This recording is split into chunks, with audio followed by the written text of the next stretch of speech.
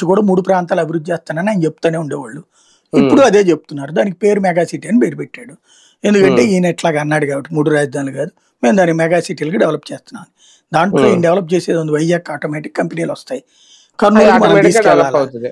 అమరావతికి ఇక రాష్ట్రం నేను ఆ రోజునే చెప్పా, జగన్ చేయాల్సిందేనా, హెడ్ క్వార్టర్స్ ఆఫీసులు అన్ని పెట్టండి బాబు అక్కడ సరిపోయా అన్నటువంటిది. పెట్టుకోలేదు మనం ఆ రోజున. లేదా దాన్ని ఏ ఎడ్యుకేషన్ హెల్త్ హబ్ కింద మార్చండి ఇక్కడ అన్నటువంటి అసెంబ్లీ. అది మిస్ అయ్యారు వాళ్ళు. ఏదైనా సరే మనం గుడ్డిగా మూర్ఖంగా వెళ్ళిపోతుంటాం. ఇంకొకటి ఏంటంటే నవనగరాలు, అది మనం అదేదో పాలయ్య డైలాగ్ ఉంది కదా, ఎన్నెన్నో అనుకుంటామని. అక్కడ ముందు అమరావతిలో ఎన్నెన్నో అనుకుంటే కుదరదు అక్కడ. ఎందుకంటే నవనగరాలు రావాలంటే హెల్త్ మొత్తం ఇప్పుడు హాస్పిటల్ అన్ని అక్కడికి వస్తాయా? అక్కడ ఉన్నటువంటి 1,00,000 మంది పబ్లిక్ కోసమా ఏది 100 పడకల ఆసుపత్రులు 1000 పడకల ఆసుపత్రి నడిపేది? ఇప్పుడు నేను వెళ్ళాలి గుంటూరు నుంచి, లేకపోతే బెజవాడ నుంచి వెళ్ళాలి. నేను ఆ మూలకి ఎందుకు వెళ్తా? నేను నాకు తెలియక అడుగుతా.